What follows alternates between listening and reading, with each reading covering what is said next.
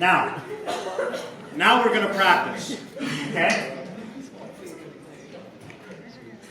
I've constructed a coil of wire, a solenoid, if you will. The current goes round and round and round and round and round and round this tube. And then I take the wire at both ends and I solder it together right there. Now, when I bring this south pole near that solenoid, that coil, it's going to induce a current that goes around this coil, either this way or that way. Now, if it goes around this way, up the front, it's going to come down the back and across this wire to the left. If it coils around the other way, down the front, it's going to come down the front and through this wire to the right.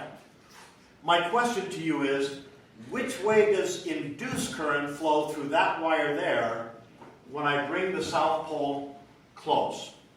Let's do this one together, then you're going to do it alone. Let's first of all use the approach where it's got to fight the motion. If I'm bringing a south pole close to this coil is going to become an electromagnet that will fight the motion.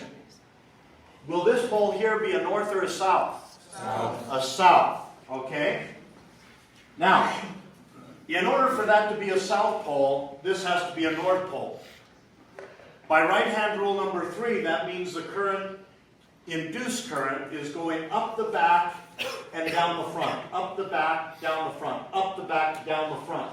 If it comes down the front, it goes through this wire to the right. Okay? You see how this game is played? Okay.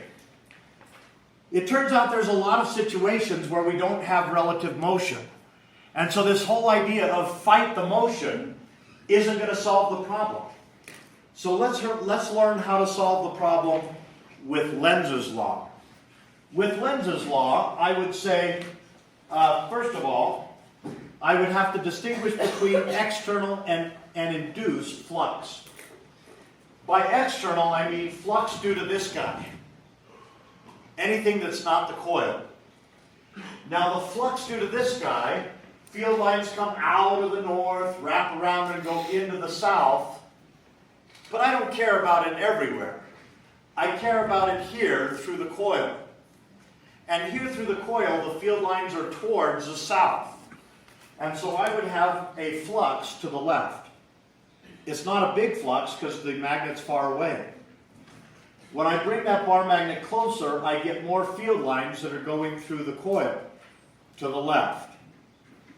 Now, the change is what I have to add to the initial to turn it into the final. I'm trying to make a short vector a long vector. My change is going to be in the same direction. The induced flux fights that change. Okay? In order for induced field lines or flux to go this way, I have to have induced current go up the back, down the front, which means to the right. Okay? To the right.